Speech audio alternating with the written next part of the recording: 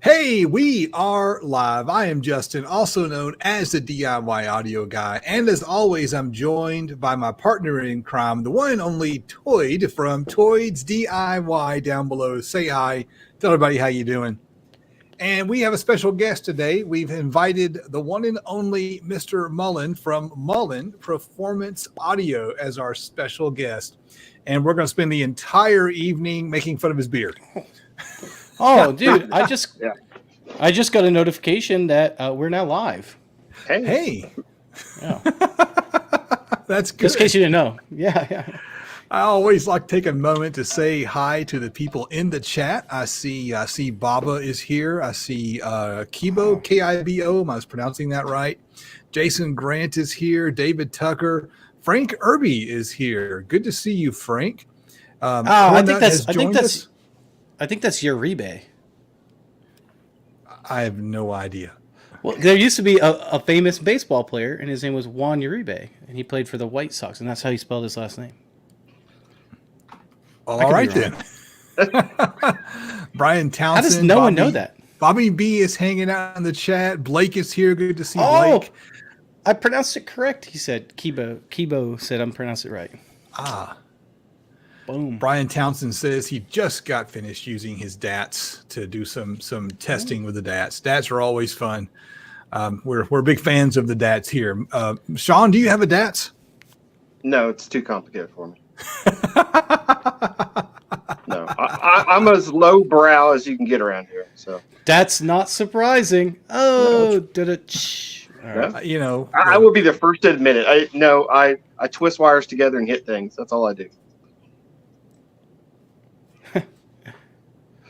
So funny story. On our last broadcast, whatever you want to call this live stream, I actually got a message later, and I think it was the last one. It was one of the last ones on my channel that said, "You guys are like 5 minutes in and you haven't said anything yet." I was like, "Geez, what a jerk!" Like, come on, man. Like, yeah, we take some time to warm up. All right, geez. Well, just let's jump do a the gun little of the show. celebrating. I think a celebration is at hand. Let's begin with something serious. Mullin Performance Audio YouTube channel. Didn't you recently hit a milestone? I hit 1,000. Yeah. All right. That was really a hard thing to hit do. 1,000. Yeah, it took a long time.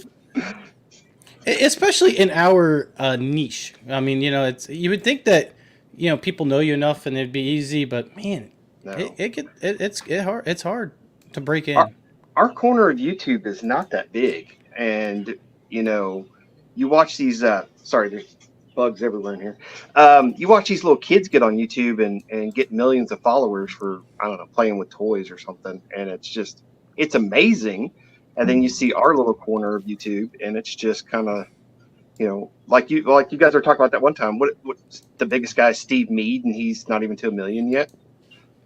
So I mean, Steve Mead. Of course, Nick wouldn't know who that is. No, I've heard of SMD though. That's the guy. I'm joking, man. I'm joking. The dad joke. I gotta get used to Nick and the dad joke. Okay. Come on, man. Of course I know who Steve Mead is. He makes that bee alcohol or something. Yeah, something like that. Yeah. 100%. Justin's so confused. You don't know what mead is, Justin? Oh, mead. Yes. I know what mead is. Yeah.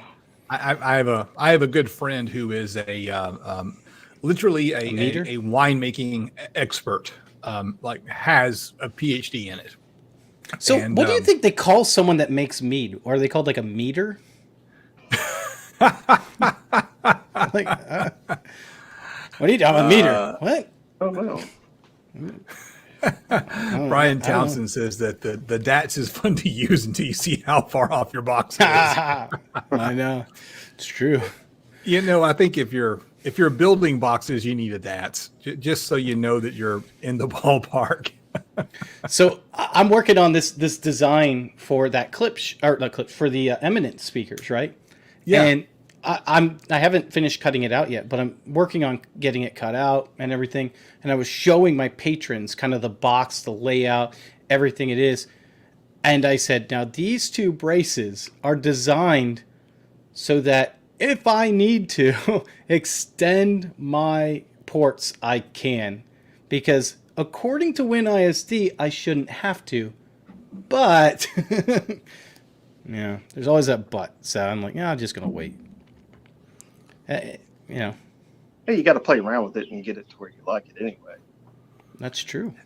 Hello, Brian agree. Powers from Brownwood, Texas. Thank you for showing up for your first attempt at watching us try to be entertaining on the internet. And I like what Bobby calls it. He called it a meteorologist. That was a good one. A meteorologist, and a beerist. Those are the ones. There's so many microbreweries down in Sounds like a Tennessee. low-key slur. There are. Yep. Yeah. That's We went to that's a Nashville, big and that's thing. all it was. So, That- Sean, yeah. how long have you been tinkering around with car audio? When did you get started? It was about 1992 when I started messing around with car audio. So I had a buddy that lived down the street, and he'd just come to pick me up from school one day, and all of a sudden he turned his radio up, and he had a little bump in there, and I'm like, what is that?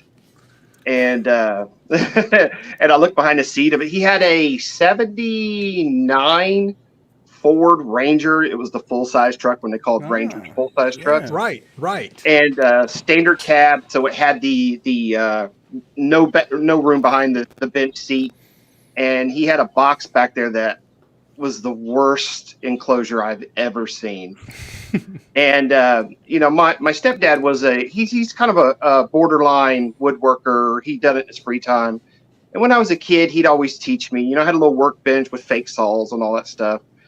And I looked at it and I said, dude, I don't care about the base, but let me build you something better than that. And I had no idea what I was doing. I was asking him, so how big does this got to be? He goes, I don't know, as big as you can make it. Okay, how big's the hole got to be? I don't know, about this big. So I built him an enclosure for behind the seat of his truck. And when we put the sub in it and fired it up, it was 10 times better than what he had. And as soon as I did that, I kind of had the bug, because I'm like, oh, I did something. I don't know what I did, but I did something, and I had a better result. So maybe if I keep doing this, then, I'll get better at it. And I kind of started from there. Nice. What was well? First of all, thank you to Baba for the $20 super chat. The super chats are always on, and we're not here just to beg for super chats, but I'm not too proud to beg for super chats. I'm not too proud to beg. We will stop singing if we get super chats. We don't do it for the super chats, but when we get the super chats, that lets us know that we're doing something right. So we sure appreciate. Baba is a patron, one of my patrons. Is he one of your patrons, Sean? Yeah, Baba's awesome. Yeah. He supports everyone. Yeah. He's amazing. Absolutely. So thank you so much, Baba. We appreciate the $20 bill. So that hit the like box, button. Yes, I've got to do that myself. Where's the like button at? That box that your buddy had that was like wrong. What was wrong with it? Just like didn't know how to put wood together into a box, or what? Well, he made it out of like subflooring, and it was he used a saw, like a hacksaw or something, to put it together. I think he cut the hole out with like a steak knife. I don't know what he did, but it was absolutely horrible. And as a I would think I was probably 16 at the time, and I was like, I can do better than that. And then when I built that box for him, it sounded great. And then I got my very first car. And when I got my very first car, I was like, okay, I got to build a system too. So then I doubled down on everything that he had inside of a trunk of a 1980 Malibu. And then it kind of ballooned from there. It went from 2 subs to 4 subs to, oh, hey, I don't have enough room. Let's buy a station wagon. Then I can haul all my friends around and my stereo equipment. Oh, I thought you were going to say, so I ran out of room, so now I'm like, all right, let's throw this sub in my pool. No, that's about 30 years later. So 30 years later. Yeah, that's 30 years later. So, but You know what the next plan is you got to start putting subs around the whole bottom of the pool, not like inside, around the outside. Have them going in and have them all playing and see what it does to the waves inside the pool. I got to do something because it was kind of disappointing to me because that little Blaupunk, as soon as it got a foot underwater, it just the motor force, it completely stopped. And I had it hooked up to a Sundown SIA 3500, and it was full bore. I mean, it was full tilt, and as soon as I just dumped it, it was like, poof, stop. And I'm like, okay. But I have a plan for that sub, and I think you guys are going to like it because it involves blowing it up. No, but it does involve a sawzall. Cutting it in half. You're cutting it in half. It's going to power the sub. Oh, I got you. Yeah, that's cool. Thank you to Victor C. Jester for the super chat as well. We appreciate the super chats no matter how big or small they are. So we thank you very much for the super chat. All right, here's what I'm thinking. Wait, real quick before we go too far. So anyone that doesn't know what we're talking about, Mullin's last video was him. It was your last one, right? I didn't miss any, did I? Straight in the pool. Yeah, taking a sub box that looked a little leaky to me, but it's completely sealed. Oh, they look to be sealed. Okay. Well, completely sealed. Yep. Put it in a pool with is that polypropylene, that Blaupunk polypropylene subwoofer, Blaupunk cheap subwoofer in a pool. He wanted to see what would happen. It's kind of cool, and he does that with a lot of different subwoofers. Puts them in weird enclosures like toilets and things of that nature. Sees what happens. I want to say this though. I want to know the difference between a polypropylene sub or an aluminum cone sub versus a paper cone sub in that pool, because I guarantee that paper cone sub, I'm thinking that paper cone sub would probably be the only thing I was worried about was blowing up my amp. I didn't care about anything else. So yeah, you're afraid of shorting it out. Yeah, I wasn't sure if the dead short was going to cause any type of issues. Yeah, that makes sense. But yeah, it was kind of, the weirdest ideas, the ones I don't think too much about, like the cone back here. I didn't think much about that, but it was awesome. Yeah, it was an awesome project. And to kind of go along with that, if you haven't been checking out Sean's channel lately, he's done this really cool series where he just took the strangest things possible and put a subwoofer in them to see how they worked as a box. And so that cone behind you was just a street cone that you painted black and put a kicker sticker on. And is that an 8-inch kicker in there? Is that right? Yeah, it's an 8-inch Comp R. It had the Hutchinson in it, the 25-pound Neo Magnet Hutchinson in it. And that sub was so heavy inside the cone because it's like silicone plastic. And it worked okay, but as soon as I put the kicker in there, it came alive. It's like an inverted horn. Yeah, that's basically what it is.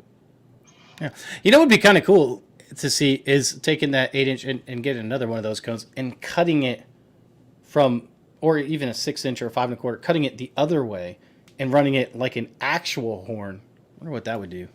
Yeah, I thought about putting, like you were talking about, kind of like a 6-order, putting them together, having them fire away, and just cutting the end of it off to kind of, I don't know. Yeah, most of my ideas are me, like I said, me just stabbing stuff together and looking at things and.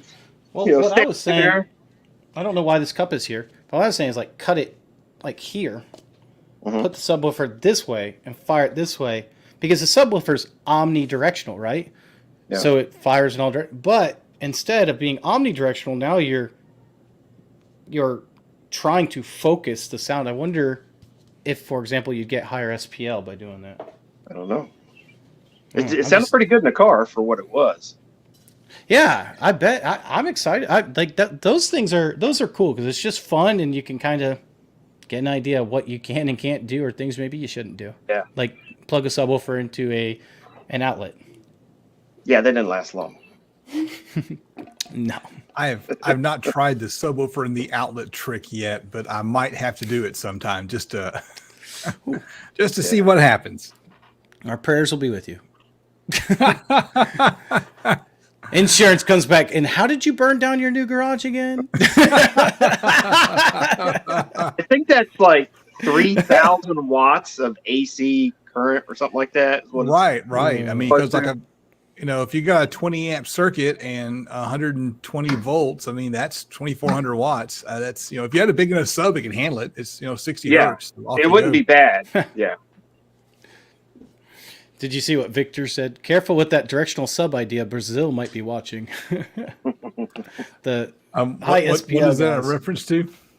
Well, they're all about high SPL, right? Gotcha.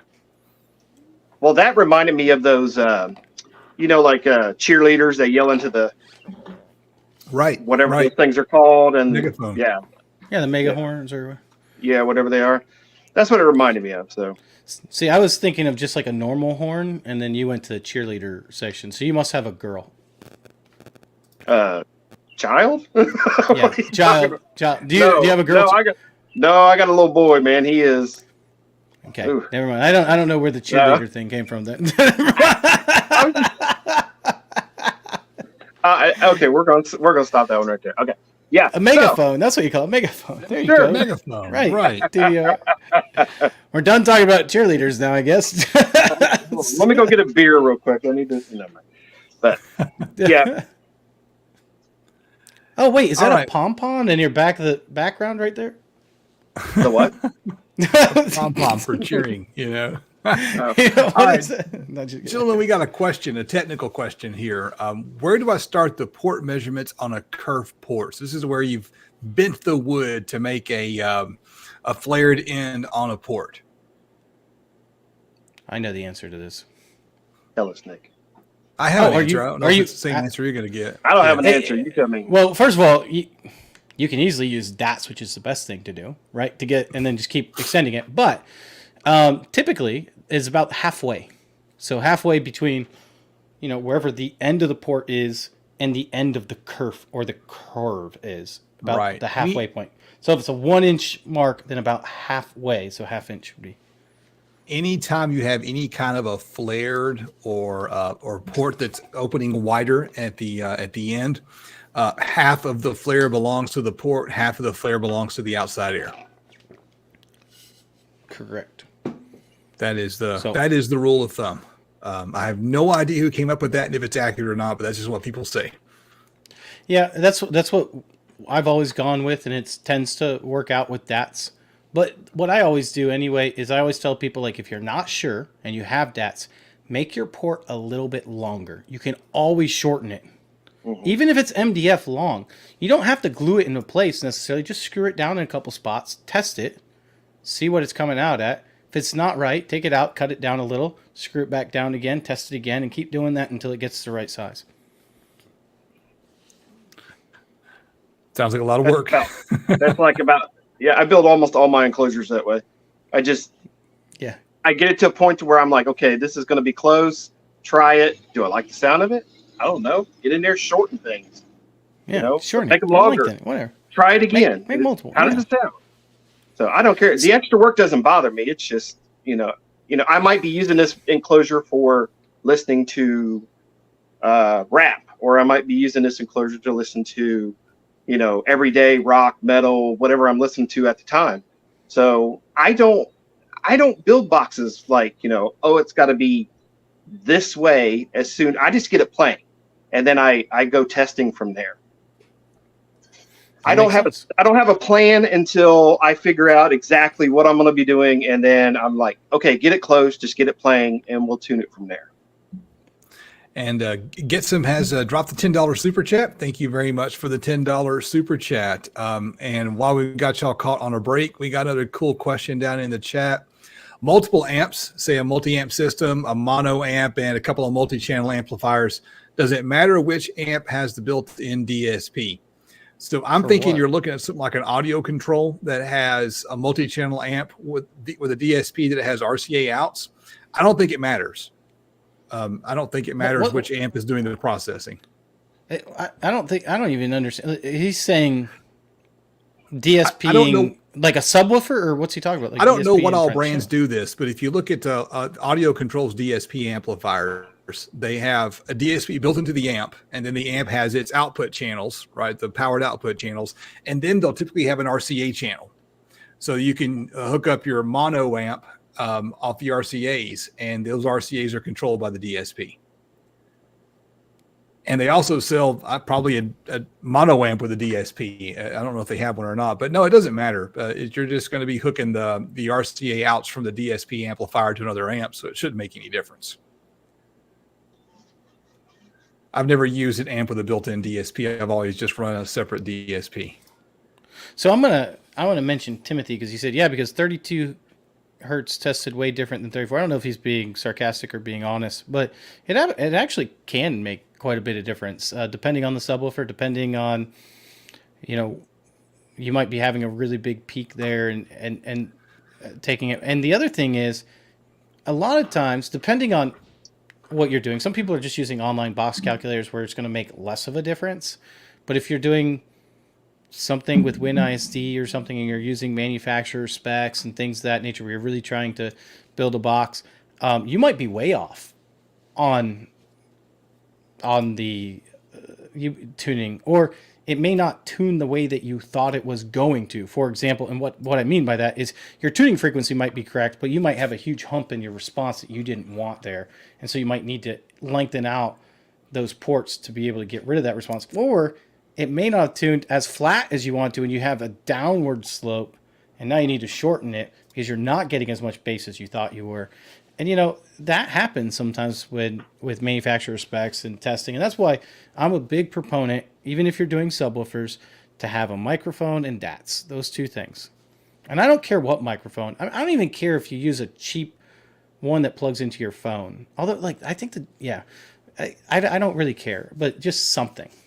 Or even an SPL meter. If you'd rather just have an SPL meter, especially if you're doing subwoofers. I mean, that would still give you a better or ear, but I prefer the other ways better. And yes, absolutely, because all those computer models are going to assume some standard level of humidity and sea level. And so as the humidity changes, if you were to go from sea level up to someplace in Colorado, you're going to get different performance.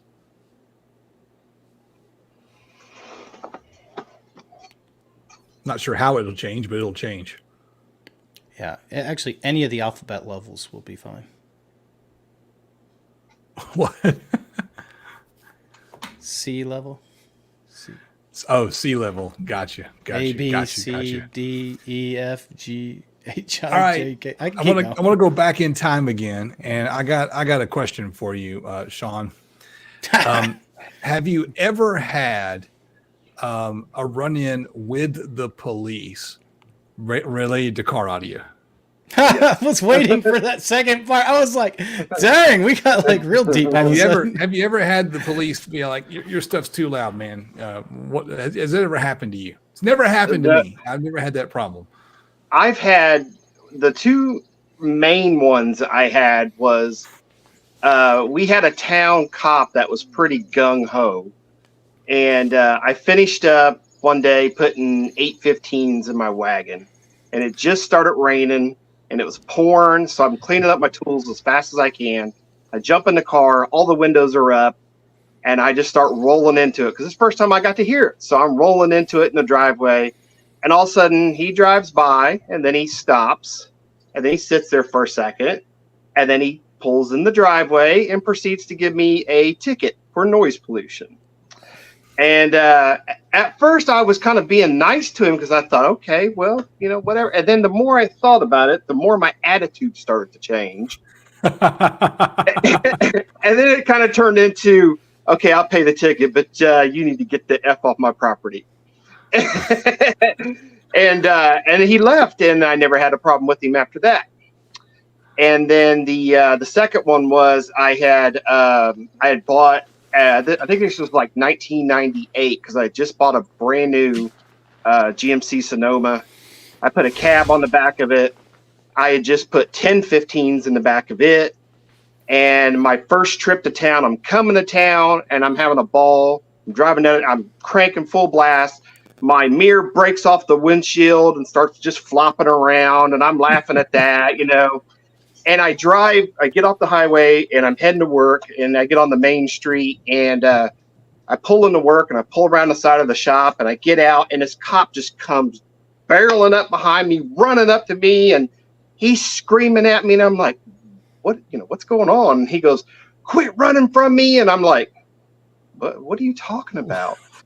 He thought when I pulled into work and pulled around the backside that I was running from him. I'm like, dude, I work right here. It's 5 feet away. This is where I work. And then after a couple minutes of him calming down, he come to find out he knew my stepdad. He went to school with him. So he chilled out a little bit, and it turned into, I was in the parts department in the back of the car lot, and stuff started vibrating all over the walls, and I come running outside to see you going down the street, and then he followed me, and I didn't know he was following me. But other than that, though, it was, I haven't had any like really major criminal offenses with car audio, but you said 10-15s. Yeah. So this is a huge system, and that is a lot, man. Tell me about this setup you had. It was a GMC Sonoma pickup truck, 10-15s. It was a extended cab, and then I bought a cab for the back of it, and then I took the back window out. And this was, like I said, this was about 98, and nobody was building fourth orders. And I built a 10-15. It was a clamshell, because everybody built clamshells back in the day. It was a clamshell fourth order that blew through the back window of the truck. Okay. And the port was big enough I could slide through the port and get inside the box and work on the subs and do whatever I needed to do. And I'd just slide out. And it was at the time, it was the loudest system I had ever had. I had it on 4-punch 250Ms at 1 ohm. And no, I'm sorry, not 4, 5. 5-punch 250Ms at 1 ohm. And not half as much electrical as I needed. What kind of subs were they? The punch series, Rock and Fosgate punch series. For punch. They were the mid grades, yeah. Because the power series were stupidly expensive. What's that? The power series were stupidly expensive back in the day. Those are the ones with the 4-inch coil. Even back in the day, they had 4-inch coils in them. So I couldn't afford those. I've never had a big system like that. It's something that when I was in my teens and 20s, it was something I would have liked to have done. But now, a pair of 10s, pair of 12s, I'm pretty happy. And the other one you said one had 8-15s. Is that right? In the station I went wagon? from my original car. I went from 212s to 412s, and then I went from 412s to 215s in the wagon. Then I went 415s in the wagon, and then 815s in the wagon. And then I bought my truck because I was basically driving a 20-year-old car at the time, and I was a kid, and I didn't want something to break down on me. So I had a good job, and I'm like, screw it, I'm gonna go out and buy me a brand new truck and just mutilate it. So I went out and bought a brand new truck, and I just tore it all to hell and put 10-15s in it and drove it for years with 10-15s in it. That was back when 15s were huge. Like when people said, "Man, you got a 15," like that like as in size, like size. Yeah, like a 15-inch was a big 15. Yeah, 10s, 12s, 8s, 10s, 12s, 15s was about all you could get. 12 was large. Like if you had 12, like if you had dual 12s, you're like, "Ooh, you just got dual 12s." 15s were huge. You're like, "What?" 8s. It's so weird. So like I got some 21s in the other day, and I built those two 21s, and then I'm saying this because it's so weird. Eminence sent me some speakers, and they sent me 2 15-inches, and we had talked about whether we wanted to do a 12-inch build or a 15-inch build. I said, no, send me the 15s because it doesn't matter. Anyway, I opened it up, and I opened it up live for my patrons, and I was like, no, this isn't a 15. Like, no, that can't. And then I was like, oh, no, I guess it is a 15. It just felt like so small now for some reason. I was like, oh, yeah, never mind. It's interesting. There's this, I think about how how subs were built back in the 90s, how much power we had available in the 1990s, how expensive power was. And we've just And keep inefficient. escalating. Right. Those AB amps weren't as efficient as these Class D. I think Derek Williston did a review of an MTX Blue Thunder amp. It was a 2-channel Class AB, and this is the amp that you can get from Crunch or Boss or something like that now for $50 on Amazon. Yeah. And back then, this was like, he talked about what it was worth today from inflation standpoint. It would be like a $800 amp or something crazy. And it was just so much more expensive back then to get the same amount of power. And, the stuff that, like the cheap subs that I blew up, and that's what mid-level subs looked like back then. That's what good subs look like. All subs look like that. And it just keeps escalating. And people say things like, 150 dB is not loud. No, 150 dB is loud. It is. The world record's 180. Yeah, most people can't do world record levels. I mean, only one person can be a world record holder. But it just keeps creeping, right? The subs get bigger, the magnets get bigger, the motor force gets bigger, the power handling gets bigger, and it's kind of funny. You look at the progression over the decades. Well, so what is it? Class A? Class AB, I believe, is 60%, like max around 60% efficient. 50 to 60, yeah. 60 is like kind of like the max line. You think about that now. Right. We got those, like, now we get some Class D that are up to like 90%, which is crazy when you think about it. I think nowadays, my personal opinion is that it's kind of peaked for car audio because, we went from 30-ounce magnets and 2-inch voice coils that you could power with, 250 watts. And as long as you built a decent enclosure, you could get fairly loud with it. And nowadays you got, 3 and 4-inch coils and 5-inch coils and, 125-pound magnets on them. But it takes a dump truck of power to push something that big and heavy. And a lot of guys, they'll buy this huge sub. That's the same thing my wife said about me. A dump truck full of power? Okay. Me. I thought you were talking about a 3-inch coil or something. Said you're so heavy, I need a dump truck. But they don't understand how much power it takes to push something like that. And I think a lot of people have realized, okay, I can take a 3-inch coil sub and I can put 2,000 clean watts to actual clamped clean watts to it. And let's just say I can burp out a 155, or I can take this 5-inch coil monster and throw 4,000 watts to it and burp out a 155. Well, why would I spend another $3,000 for the potential of having more dB if I'm not going to throw all the power, the electrical, the wire, all that stuff to it? Well, and this is something that Justin and I have talked about as well on the show. I don't think a lot of people realize how much you actually go up by just adding wattage to it, right? Like people think that, hey, I'm going to add another 100 watts. I'm all of a sudden going to get like 10 more decibels. And it's like, no, doubling the power gets you about 3 decibels. Yeah. So you went from 5,000 to 10,000 watts. You're going up maybe another 3. Like, so the difference between 150 and 180 is a lot. Oh, yeah. I don't care. I don't care what you're saying. 150 to 180 is a lot. Like that is a lot of a difference. And I don't even care if you're hitting 130s. Like 130s is significantly too loud to be like listening to, like on the daily, unless you don't want to have like eardrums. Yeah. That's the guy that, that actually likes to hear his music. Yes, that guy. I like to feel bass, but I don't need 130 decibels blowing in my eardrums. I'll admit that. See, that's what, but you know what though, Nick, because of you, I built the atomic box that's sitting right in front of me here because I had never tapped into my home audio. I didn't give a damn about home audio. I'm like, okay, whatever.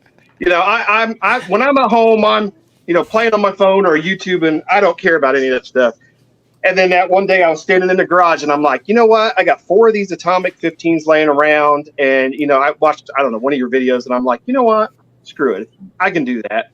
So I built the Atomic box and it was kind of an experiment, my first experiment in the home audio type stuff. And I tuned it stupidly low And eventually, when I get the audio shed going, it's going to end up being my centerpiece right below my huge TV that's not going to be a projector screen, but Why not?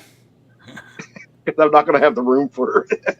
Oh, It's only going to be 12 foot wide. wait, what's going to be 12 foot? Oh, the actual shed. Yeah, yeah, shed. Yeah, it's going to be I- like a 12 by 20 or something like that. we'll just make the whole wall back there an acoustically transparent screen, right? We'll just make it spandex. But And see, you put all your speakers behind it. I got all this man cave stuff in there that's got to go in there too. So, But it can't. But you could just put all the speakers behind it. They have to go in there anyway, and then just seal it off. You won't see anything, and then you'll have a 200-inch screen there. yeah, I give Nick shit because of his projector screens, and I'm just like, I'll go in there. I'll go to Sam's Club and buy like a 75-inch TV and slam it on the wall. I'll be like, hey, that looks pretty good. I'm half blind anyway, so nothing looks good. You know what? I'm fine with the TV. I have actually no issues with the TV or projector. I have a projector, obviously, in my theater room because I like it. I'm limited to 100 inches because that's as wide. Like it's like a shape, so yeah. I kind of have to, because of the way it's shaped. But I love it, and I love the fact that I don't see any speakers. All the sounds coming at me, and I don't see it. But I have a TV downstairs. I love the TV, but I do think this is a little off topic. I know. I'm sorry, guys. I do think that we are working our way towards more projector TVs. Like if you take a look at those ultra short throw projectors, it's like it's starting to move that way. Whether you like it or not, it's starting to move that way. I haven't seen a single one I actually liked, and I don't know if I'm just on the crappy end of seeing them, but all the ones I looked at, I'm like, projectors really like or yes, ultra short throw. TVs. I don't know. There's just all the ones that were projector screen TVs, and I looked at them, I'm like, I don't like that. I'll just take a regular TV. So ultra short throw projectors are a little bit different because they use a different type of screen. They use what we call an ambient light rejecting screen, which basically means exactly what it sounds like. It rejects all the lights in the room so that it shows up more like a TV screen in the daytime and with the lights on and things of that nature. And a lot of people are turning them into their main living room television now, and they only have to be like they sit right on your table and they project right on. So I've what are spent they, like 12 lot, inches apart from the wall? I mean, it's pretty cool. I've spent a lot of money on TVs over the years. I was one of those people that went out and bought. I think when plasmas first came out, I went out and bought a plasma, and they were like $5,000 and $10,000, and I went out and bought a 47 or 48-inch plasma TV when it first came out, and you could heat the room with that thing because of all the heat it put off. I bought plasma got a bad rap, but plasma TVs were awesome. They are. But I bought a LED TV when they first came out. I bought an OLED TV when they first came out, and then my wife just the other day she's like, "Hey, my uncle's giving away his Roku TV, is 65. You want it?" I'm like, "Sure." So now we got a Roku TV in the living room, and it's like, okay, cool. So Jason Lively just said laser projectors if you can afford it. So I'll just tell you this, Jason Lively, sneak peek behind the scenes type stuff, since you're on live and you put that comment on there. I will have, hopefully sometime next month, assuming it comes out by then, a triple laser projector on the channel that we're gonna review. So make sure you subscribe to Toyd's DIY Audio and you can see it. And it's supposed to be affordable. I'm gonna test it out. I'm gonna tell you what the colors and stuff are and how good it really is. But if it is that affordable, it supposedly does 100% of Rec 2020. Crazy.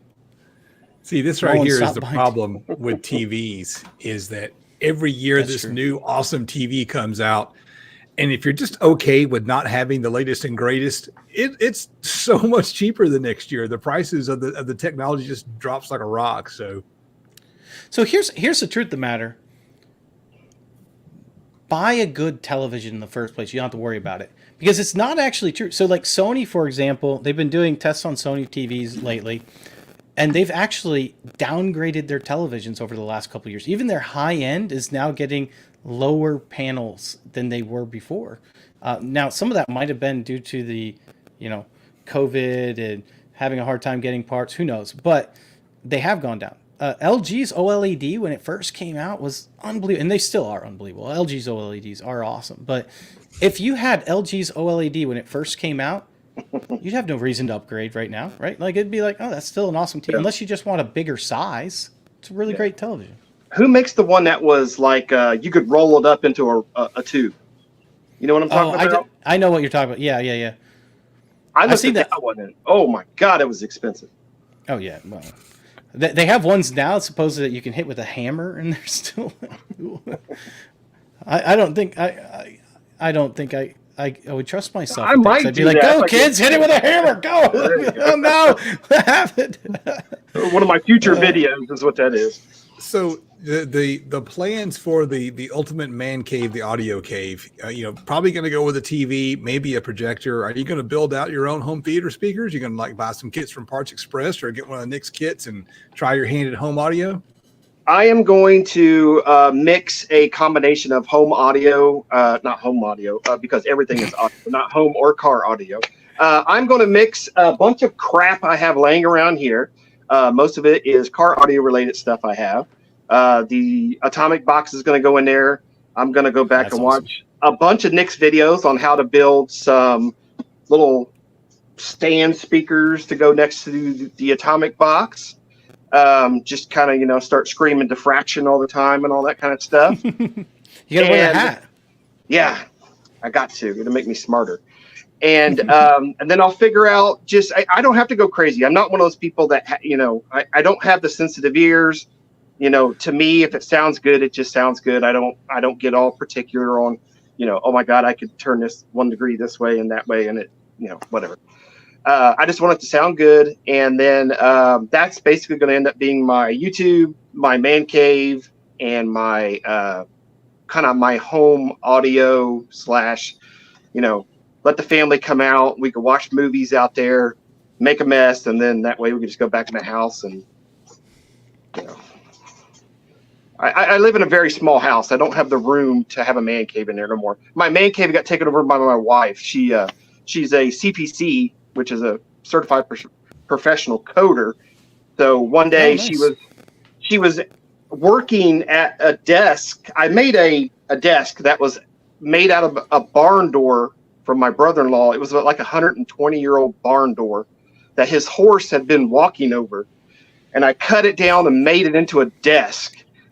And I done the bar top clear on top of it. It's even got hoof prints and everything in it. And I made a metal base. I made a metal base for it and everything. And one day I walked in. That's awesome. Yeah. And I said, look, you're out here trying to work. I got all my crap out here, which is this 80s toys and stuff like that. I said, just take the whole room. You can have the room. It'll be your office.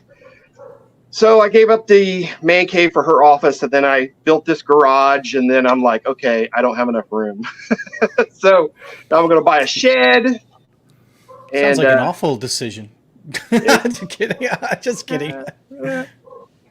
She needed her own workspace, and our house is like 800 square foot, so it Yeah, well, you need the shed. I mean, and the shed, somewhere nice to go out and relax. Mine is above my garage. I get it. We have those places where we need to go. Jason Lively asked a question real quick. He said, hey, off subject, I have a 5.1 surround. Anyway, he's asking for a cheap active sub that can get down low. And I'm going to just give you one quick thing. Watch my video on the ISO 100.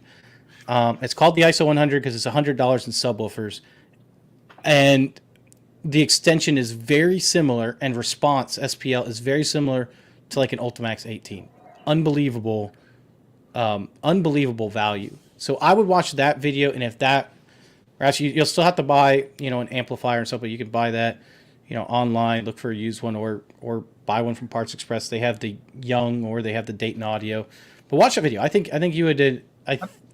I think that would fit. Perfect. I'm going to second that. The only question there is the amplifier, right? That's where the expenses with a home subwoofer with a DIY sub is finding a way to amplify it.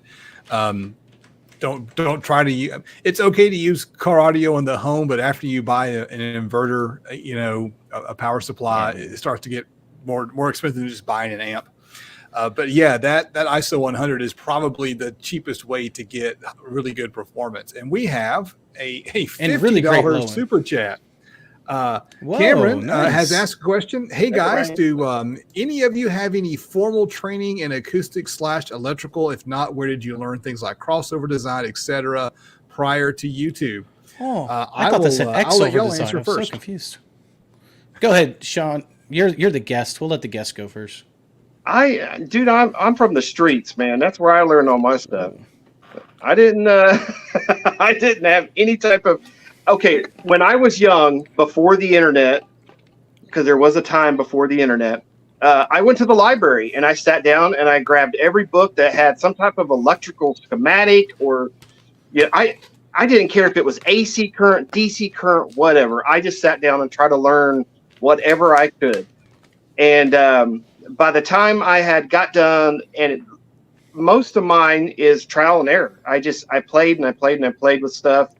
And eventually, when I got out of car audio and quit messing with it, and then had a life for a little while and a family, and got back into it the last 5 or 6 years, I have learned more in the last 5 or 6 years than I ever have from YouTube, from guys like Justin and Nick and Derek, and everybody's very nice and open about it, because back in the day, nobody wanted to tell you how things worked. That's true. And they could be very rude about it. And nowadays, everybody's kind of 180'd, and it's just ask questions, just figure it out. I wish I would have sat down and took some type of classes back when I was in high school, or got into a trade.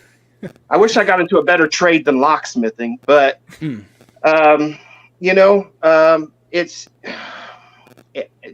me, it was just trial and error. That's all it was for me. So here's the deal, Cameron. I'm going to tell you, I started a forum, which right now the forum's kind of acting up. I'm actually in the process of putting it over on a new website. So I'm hoping to have that done in the next couple of weeks. I do know that there's issues going on with the forum. So I know people have contacted me on that, and I haven't really got back to them because I'm just trying so hard to work it to focus on fixing it than getting back to people. But when I first started getting into speaker building, and I'll say this about a lot of people that first get into speaker building, what I would see a lot of times is people would ask what I would think is very valid questions. They would say, hey, look, I have this driver and I have this driver. I want to make a crossover. How do I do it? And every single time, I swear, this was the answer.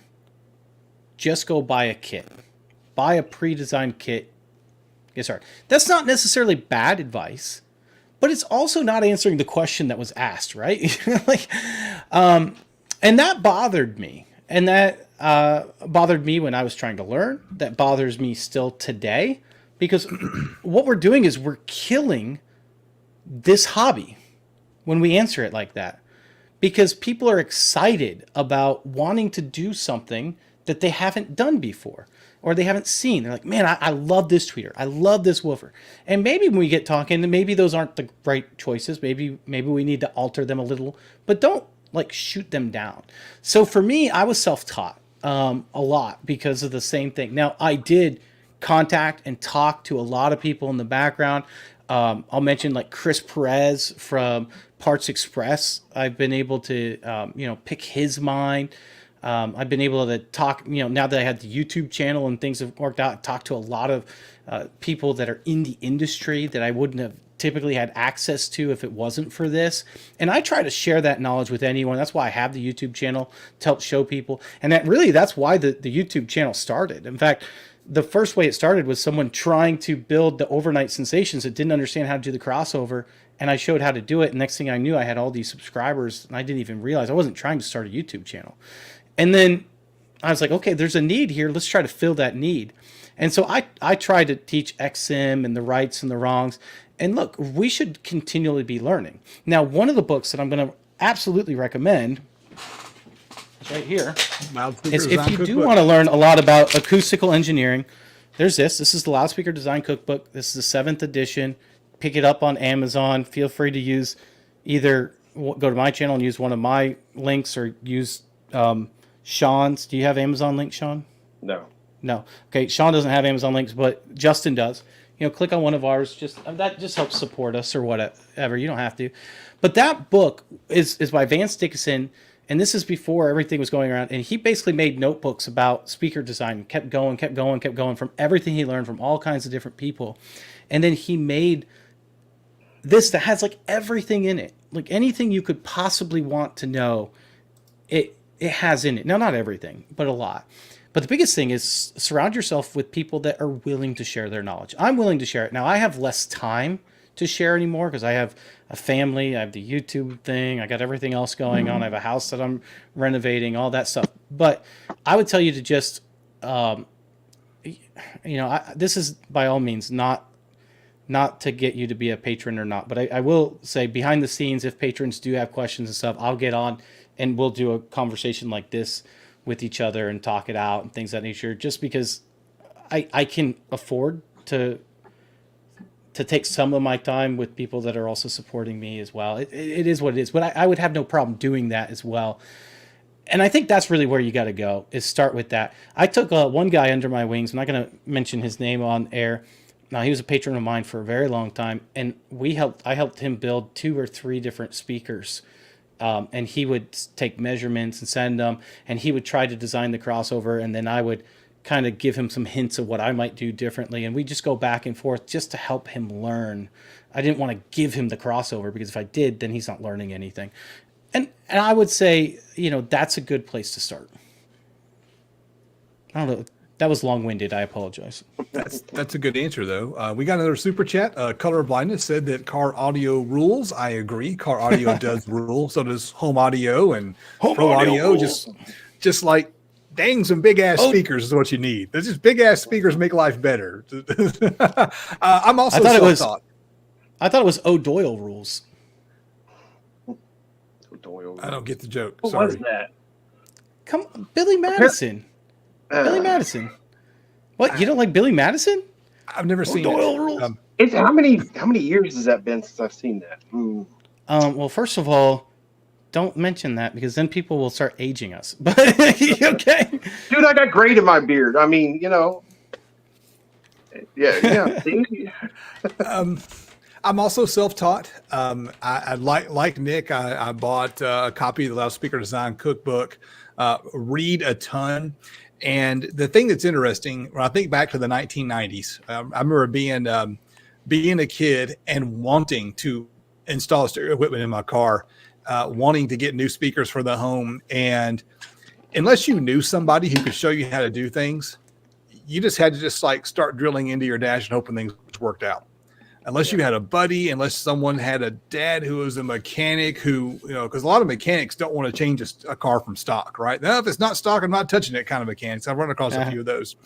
Unless you knew somebody, it was a black hole. And people say things like, oh, the cars are more complicated now. Yeah, but you can Google shit now. Pardon my French. And it's so much easier to learn because you can just go Google things.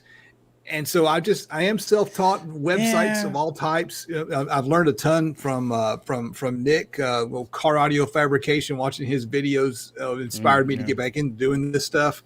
And so I am self-taught, and I learn fast. I read fast. I'm good at math. A lot of my best performing videos were, hey, I'm going to take a math thing and talk about it. And Baba, man. Yeah, I appreciate that more than you can know. Thank you so much. Thank you. I think that might be the first $100 super chat that we've ever gotten, Nick. I completely agree. I don't think we've ever seen that much love. I don't know that I've ever seen that much love in my life. Period. Is Bob real, or is he like AI? Are we going to get? He's AI. This is AI. Is that what it is? This is wealth redistribution.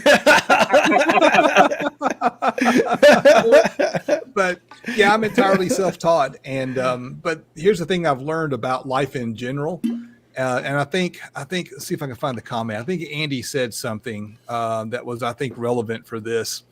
Reading from a book has limitations. Learning by experience has limitations. You got to do both.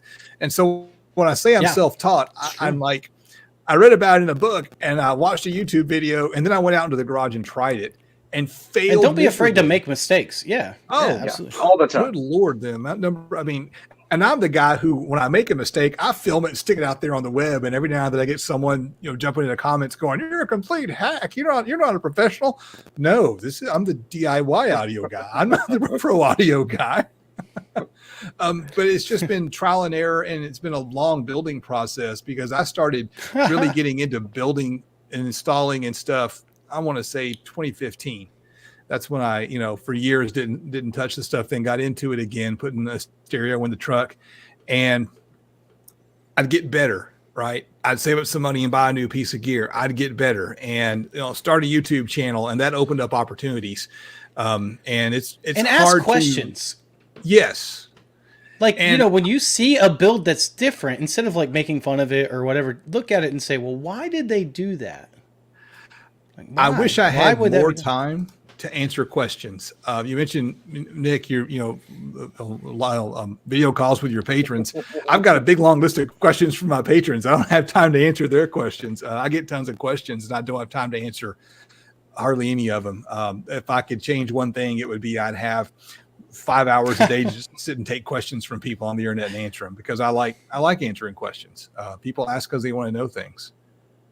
The library is actually street slang. You would have got that if you grew up in the streets, but you're not from the streets, obviously. So. I'm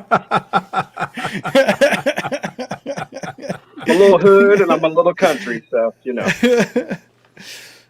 don't know what library means? That's street talk, dude. All right. Here's a hey, Victor, thanks for the super chat again. Somebody better be sending Baba Nikid pics. Nikid. All right, let's get some opinions here.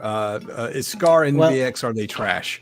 I have in the past been sponsored. No, they're actually subwoofers and speakers. I've been sponsored by NVX in the past, and they've sent me a lot of gear, a lot of subwoofers, and some still sitting in the garage that I need to make some content on. I think NVX provides excellent value for the dollar, and with the code DIY Audio 10, you can get a discount at their website. And I don't know about Scar, to be honest with you. I'm kind of on the fence with Scar. Thoughts from the rest of I have y'all? an opinion about Scar, but I've never used them. So this would be a biased opinion. So I'll just give you my completely biased opinion. I'm going to be honest. It's completely biased based on what I've seen other people do. I think Scar makes subwoofers that appear to have high excursion, but also care nothing about sound quality. And that's not a speaker that I care for. Anything that just is all about high excursion, no high sound, good sound quality is, it's old technology just being reused differently, and it's fine. You can get a type of Scar from a lot of different people. That's my opinion of them, but I haven't personally used them. I don't know. Do you have an opinion, Mullin? Have you used them? I have had Scar, and I'm going to say right now, Scar has its place, and the place is some kid buying his very first subwoofer that he does not care about. Yeah, that's kind of what I'm saying. Yeah. Yeah, he's slapping it in his car. He's throwing dirty power to it. And he cares about it. He just doesn't know any better. Yeah, he's got some bumps in his trunk, and that's all he knows. Yeah. And he's thrilled. He's having the time of his life. Yeah, I would burn every Scar subwoofer I would ever own. I think Scar is absolute dog crap. And unless I have to physically throw one in a swimming pool, I don't want to touch one again. I'd like to try one of their bigger subs before Can you say it a little bit less biased? Hey, I bought their subwoofer, and I played with it and had it for about 2 minutes, and it's still sitting on the shelf over there somewhere. I see. Like, this is my problem with a lot of drivers. I feel like drivers do some. I'm not going to mention the name, but one of my friends. I'm not going to. No, I'm not. No, we've had him on the show. I'm not going to mention it, but I will mention the other guy's name, Jeff Schneider. Jeff Schneider was on our show. He works for BNC and Sierra. Used to work for Parts Express. Really knows his stuff, and he put out what he thinks is the best 21-inch subwoofer, which is the BNC iPal, which is a really awesome subwoofer. And this person put out something like, okay, well, it has no excursion capabilities, nothing like, and name, no huge, large magnet on the back. It can't be the best. And what a lot of people miss out on is they see that large magnet and the large surround, but that just means you have a highly inefficient subwoofer. Okay, that's all that's designed for, is to make up for the sensitivity loss that you've lost within your subwoofer. So the BNC is not that type of subwoofer. It's a very high sensitivity, and I don't know what the iPal is. Probably like 99 decibels sensitive or somewhere in that range, which means 1 watt will play at 99 decibels loud. 1 watt, that's it. And that's not even in a car yet. You put it in a car, that 1 watt's playing over 99 decibels, right? Because you were getting cabin gain and everything else going on. So you don't need that ridiculously huge magnet and the ridiculously huge surround. And oftentimes you get a much better sound because you're not having to push it as hard. So you get lower distortion, you get lower of that motor. Like, I don't know if you've heard the motor moving in this over, it's like, right? You get less of that. And it's a better experience. And so, you know, I think there's, and I'm not going to say just in the car audio, I think in audio in general, there's like that misconception that a subwoofer has to have huge surround and a huge magnet to sound good or to have a lot of bass, and that's just not the case. And but I think you say that as a home audio guy, though. No, I say that for anything, because if you take a look, okay, go ahead. A lot of car audio guys, there's a difference. There's different kind of bass heads. There's the guys that like loud bass, and there's the guys that like wind. And those large excursion subs push a lot of wind. And so does a 21-inch subwoofer. So you don't have to. Yeah, but 618s in my Regal out here is going to have tons of wind, and it's going to be slapping you across the face. And I don't give a damn what it sounds like, because all you're going to be doing is getting your face ripped off. So it all depends. If you want it loud and sound good, yes, I can understand that. But there's also guys that don't care kind of how it sounds, and all they want is an air pump. I'll tell you this. Have you heard of 21 yet? Yes. Okay. A 21-inch, I don't care what it is, PA sub or non-PA sub, anything. It moves air. Moves air. A lot of it. You don't even need a lot of power for it to move a lot of air, right? There's no replacement for displacement. That's a famous saying. It is what it is. What is SPL? It stands for sound pressure level. Well, you get SPL in one of two ways, either more power or higher sensitivity. And that's the way we get it. With those two things basically combined. You need to cut them Slamology. I'm not interested. But it would be so great on video. I'll say that for you. Oh, man. Throw you in one of those vehicles and shove a camera in your face, and you would love it. I wouldn't risk my hearing. I really wouldn't. I'd be like, oh wow, hey, by the way, Nick, you gonna make a new speaker? No, I blew both eardrums. I can't. If you can't tell, I love poking Nick, but so just so you know, though, that 21-inch iPal that we were talking about with 1 watt of power, right? That's 99 decibel sensitivity, handles up to 5,000 watts continuous. Okay. So who's gonna throw 5,000 watts at it? That's not the point. You're talking about being able to move air. A 99 decibel sensitive, throwing 5,000 watts is going to move a ton of air. Oh, yeah. That's a lot of cone area too, right? Right. Yeah, that's what I'm saying. Yeah. But I'm just saying those long excursion subs that a lot of guys like, they don't care what they sound like. No, I agree. All they want is just ripping your doors off, kind of air pistons, and they don't give a damn what they sound like. Excuse me. I cannot see any of the comments right now. Okay.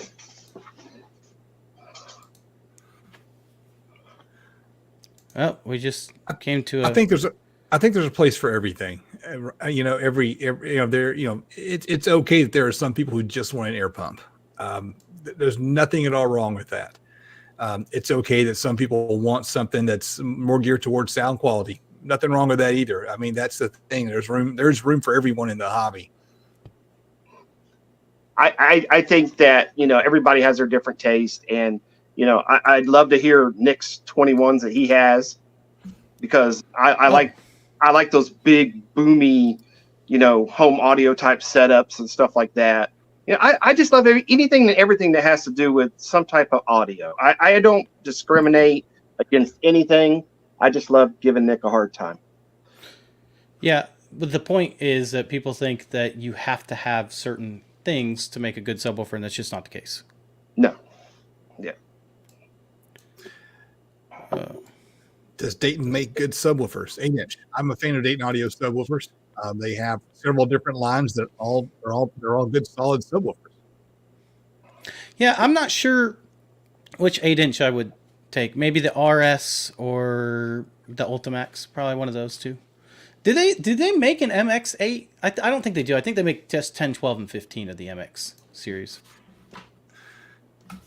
Thank you to Joaquin Juarez. Gosh, I feel like I'm pronouncing things terribly. Yeah, just 10, 12. $19.99 super chat. Thank you very much. And thank you to Adrian Bauer with the invitation to go to Slamology. Slamology is a second weekend in June. Is that right? Yeah. Is June that up in the 10th. That's June, at the Lucas June 10th and Oil Lucas Oil racetrack in Indianapolis, right? Yeah. Yeah, it's too far. It's like 10 minutes away. Yeah. Adrian, I will take that. I will take that, Adrian. It's about an hour from my house, so I'm gonna load the golf cart up and I'm just gonna drive around the whole stadium getting demos all day. Well, mine depends if I take an airplane or I drive. It's a difference. Jeez. Oh, Baba, I love the vid when you put on the toy cap, Mullin. I did too. I thought that was hilarious. If you guys haven't seen that, that was a short, right? That was a short, wasn't it? That was like a 30-second or whatever. Yeah, I mean but you find it in your shorts, right? It's not an actual. No, it's an actual video. Yeah. Oh, it's a video. Okay, I was thinking it was a short. Yeah. Okay, my bad. I wanted to start screaming diffraction and all sorts of stuff, but I was just like, no, just. Dude, they might lock you up, man. They might think you're crazy. They're like, oh crap, someone get the. I was like, I hope they understand the joke because I'm dumb and Nick's a lot smarter at this than I am. No, you're not dumb. I hope they understand the joke here. Like that's the whole point. We should, and someone else said it earlier. I think it was Blake that said something like, "Hey, don't be too proud to be able to, take information from other people." And I think that's like the most important life lesson, not even like audio lesson. Sometimes people think, well, I'm here and this person's here, therefore I can't learn anything from this person. Like that's where they view themselves and the other person. And that's the silliest thing ever. Well, I personally try to stay humble because, like I said, back in the day, nobody wanted to teach you how things worked. And nowadays I got, guys like you that will just take the time to explain things to me instead of going, I had the real quick story. I had a guy, I went to finals one year and he had the back of his van open and there's all these amps in the back and I'm literally counting them because that's $1 a watt back in the day, right? And I'm counting the amps and I'm like, okay, there's like 36 amps in the back of this thing. And I'm going, God, that's like, $80,000 in amps back here. And he walks up behind me and he shuts the doors on the van from around, just reaches around me and shuts the doors. And he goes, you don't need to be looking at that. And I just turned around and looked at him out there. Okay. And I turned around and just walked away. But I mean, it's just so weird. It was like black magic back in the day. Nobody wanted to show you their secrets. And, I just wanted to learn. And nowadays I can literally, jump on Facebook and Justin was the very first person that ever reached out to me and was like, hey, try this with YouTube. You're doing this wrong. Just kind of switch this around and blah, blah, blah. And then it kind of snowballed from Justin to Scott. And then, I talked to you a couple times and then it was just, it just kind of turned into a thing now. So. And Mullin's like, how do I get one of those hats? And I said, I'll send you one. And then he did a video on it. Yeah. I was like, I'll send you one. I'll get you a hat. And he's like, I'll buy it for me. I said, no, I'll send it to you. It's in my hat rotation now, so. Yeah. I said, you can get a hat. It's fine. I was like, are they on your website? I made that with my laser, man. I cut it out with the laser. And I was like, yeah, see, I want to buy a laser now. Yeah. Yeah. I want to burn stuff. You want to burn stuff? I want to burn stuff on my videos. We'll be blind looking into one end or something. Yeah, you got to be careful with those things. I have thought about getting if I get a bigger garage, eventually the goal is to buy some land around here and build our dream home Oh, that'd be eventually. nice. And one of my goals is to get a garage big enough to where I can have a CNC So, eventually. what's a CNC? A CNC machine? Oh, CNC, a CNC machine. Okay. Yeah. I was, No. yeah, a CNC machine. Right, right, right. Yeah, like what I have. Oh, yeah, no, a CNC is awesome. Yeah, CNC is definitely worth. That's one thing that I would tell people. Like, it's definitely worth. But I would tell anyone to just like get a subscription to SketchUp now. You know, like it's not that expensive, and start learning SketchUp and things of that nature, or learn Fusion 360. You can get like that for free if you're a hobbyist still, I believe, and just learn it that way. That way, when you get the CNC, you know how to already program it and get it ready and run it. Because otherwise, dude, you are gonna have a heck of a time. Because the CNC is only part of the cost. You still have to buy like a CAM software, which is Yeah. the software that takes your drawing files and then says, all right, this is how the CNC cuts it out. And I'm literally horrible at computers, so it should be fun. Well, your wife isn't. It doesn't sound like. No, she's pretty good, but she ain't Yeah, gonna. she's gonna teach you. She's gonna sit on your lap and say, "Here, honey, let me show you." Yeah. I spend all day on the computer now. I want to spend all the day on the computer with you. That's exactly what she said. Someone had said something really funny earlier where they said another. I can't find it now, but oh well, it doesn't matter. He said another something that I never thought I'd hear. Something that oh yeah, but you'd find it in your shorts. when I was talking about your short. Oh yeah, there it is. Deviant. You find it in your shorts. Another sentence I thought I'd never hear today. I had one short that popped off real well, and that was just throwing rocks on top of a speaker while I was moving. Oh, that's cool. The weirdest things pop off on YouTube. Yeah, you really never know what's going to happen. No. Justin, we have another super chat. Another. Yeah. Cameron, Another again. one from Cameron. Yeah, Cameron Thank again. you, Cameron. Thoughts on Morel drivers? Thinking about building the Solstice kit. Any experience with the company? So the Solstice kit is that one of yours, Nick, or is that a Parts Express kit? That's a Parts Express kit. Okay. Oh man, I'm thinking maybe Jeff Bagby. You know what? I don't remember. Yeah. But that's a very popular kit. That's a relatively expensive kit, you know, compared to some of the other ones. See, I've never gotten my hand on any type of high-end equipment. I think that's some of my issue with audio. I was talking with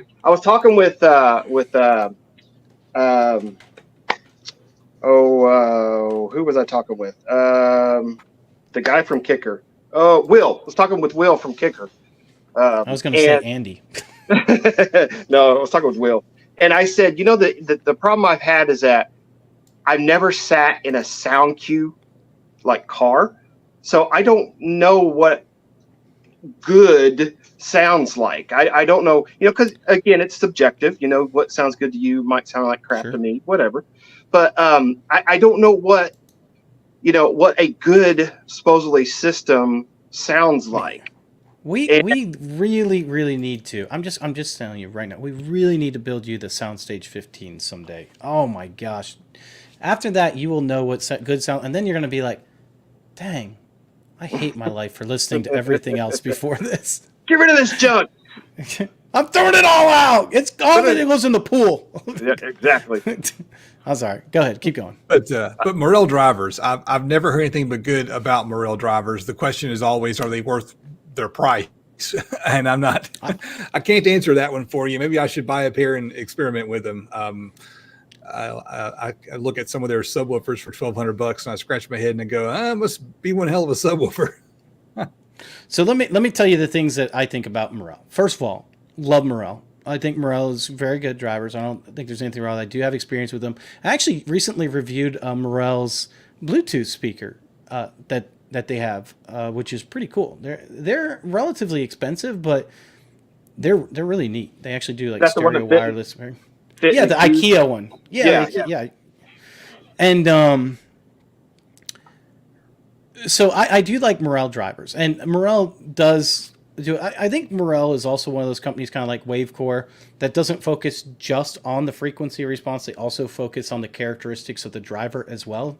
So that way, it gives you the best sound overall. And that's one of those things that some people either agree with or don't agree with. Some people just look for the flattest response and say, okay, the flattest response therefore is going to give me the best sound quality, while other people are going to be looking for things like resonance inside the drivers, resonance of the tweeter, things of that nature. And then they're also going to be looking at distortion graphs and things of that nature, where Morel starts to focus on a lot of those things. And that's where you start seeing the Morel's value over just, middle of the line driver. Now, having said that, my understanding with the Solstice speaker, and I have not listened to Solstice. By the way, Solstice, for those of you guys who are listening, they're about $750 each or somewhere in that range. So that's a single speaker. So they're about $1,500 a pair. They're not cheap by anywhere. For the They're kit, mass right? loaded. Yeah, for the kit. They're mass You're loaded. still going to build it after you spent that much. Right, and they're mass loaded transmission line.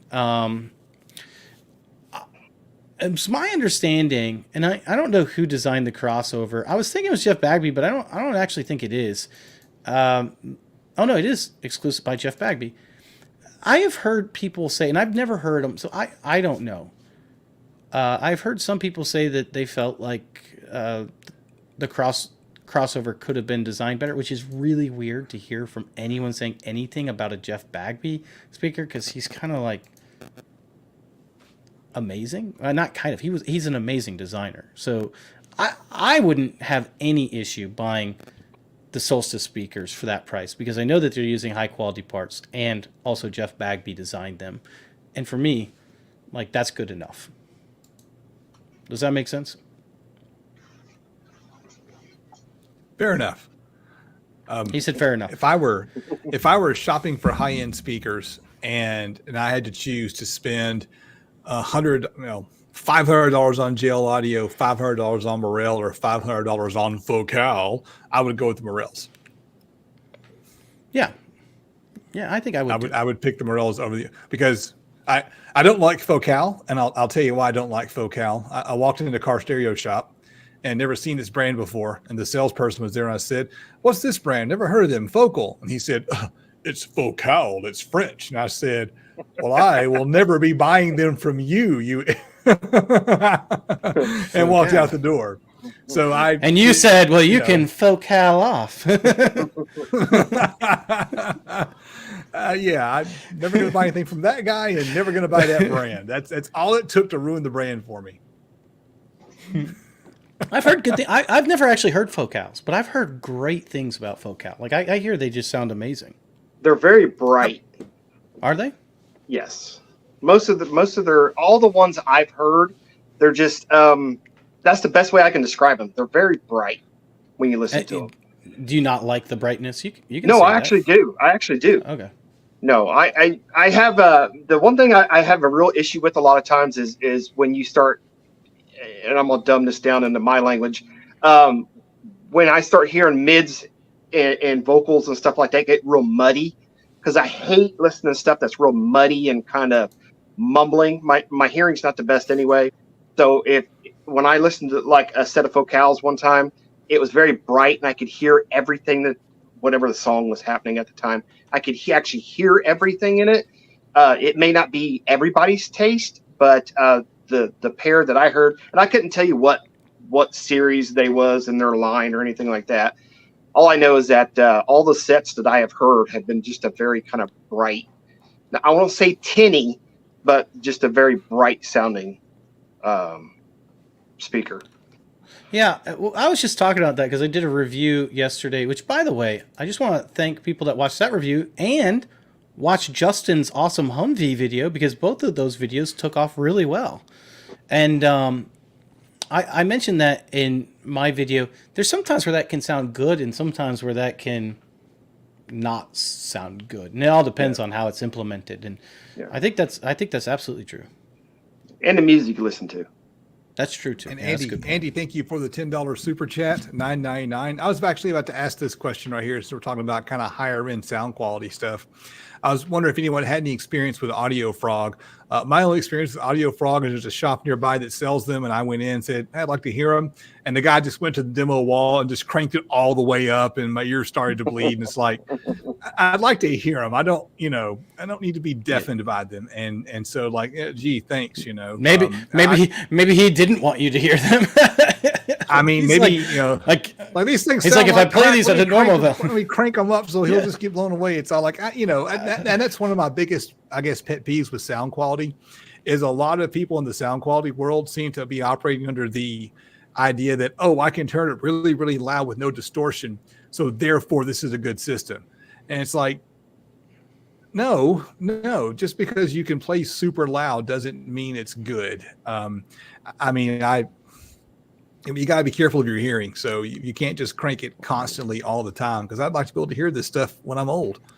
I got to be honest, when you begin to start losing your hearing. So when he said Audio Frog, the first thing that went to my head was Frog Togs.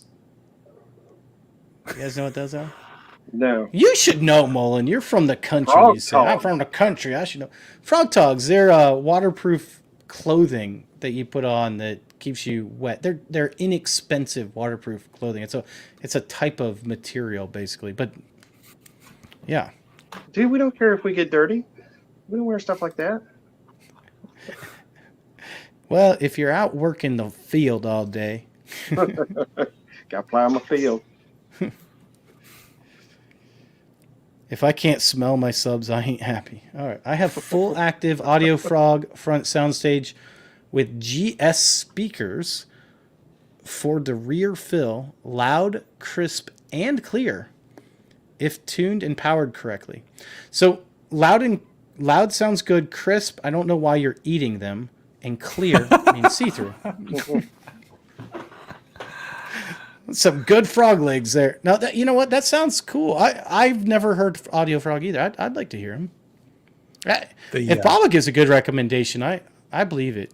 The best pair of, and it's going to sound weird, the best pair of speakers I ever heard, I owned a set of MB Quart plate speakers back in the day. The plate. Yes, I remember the plate. Yes. Yeah. The five, it had a 5 1/4. Anymore? I don't know, but it was a 5 1/4 and like a 1-inch tweeter. And to go inside your 5x7 cutout. Yeah. Yes. And they sounded awesome back in the day. At least I thought so. And I wish I would have never got rid of them, because they were literally the best thing I've ever heard up until some of the new stuff. Nice.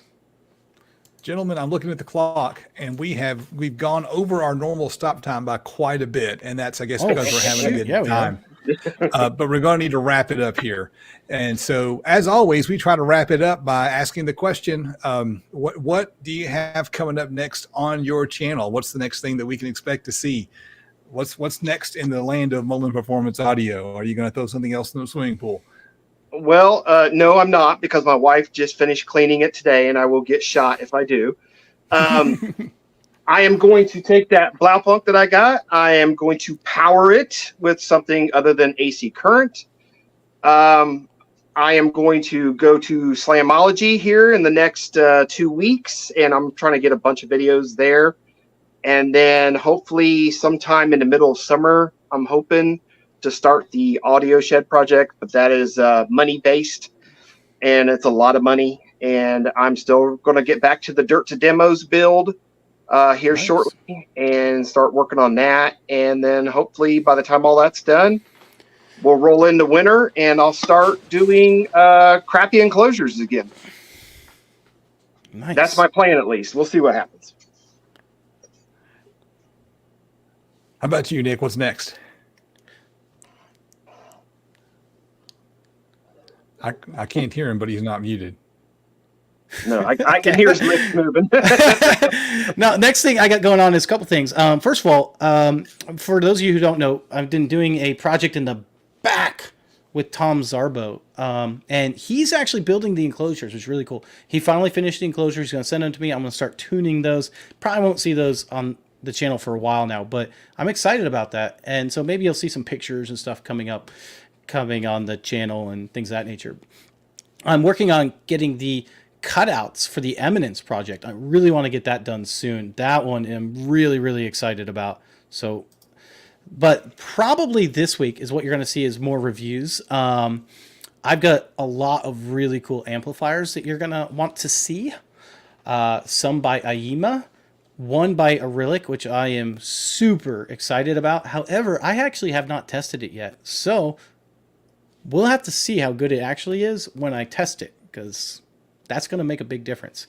But it has the potential to really change amplifiers that you're going to use in the house. And I think it's got the chance to be like the number one best value amplifier anyone can buy on the market. So I'm excited about that.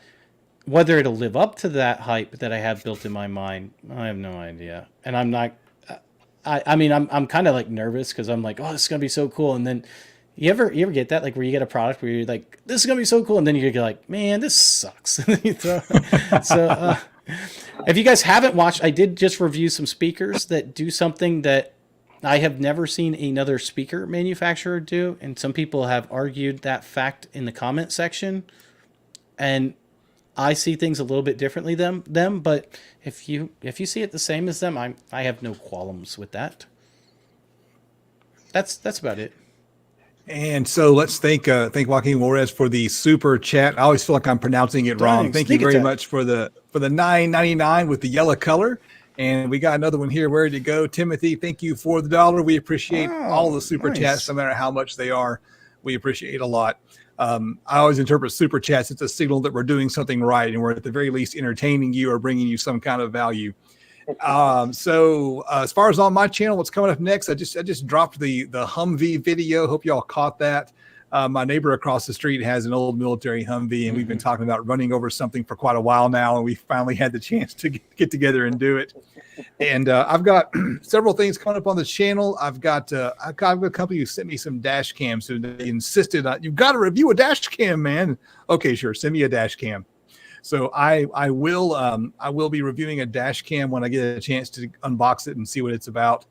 And I've got a few other projects in the mix. I just did a few weeks ago the $35 subwoofer shootout, and I'm collecting more budget subwoofers. And I've got one that is, let's say, visually interesting that I'm really excited to to film. So, and that is it. All right. Well, we'll see you guys later. Have a great night. Later, guys. All righty. We are out.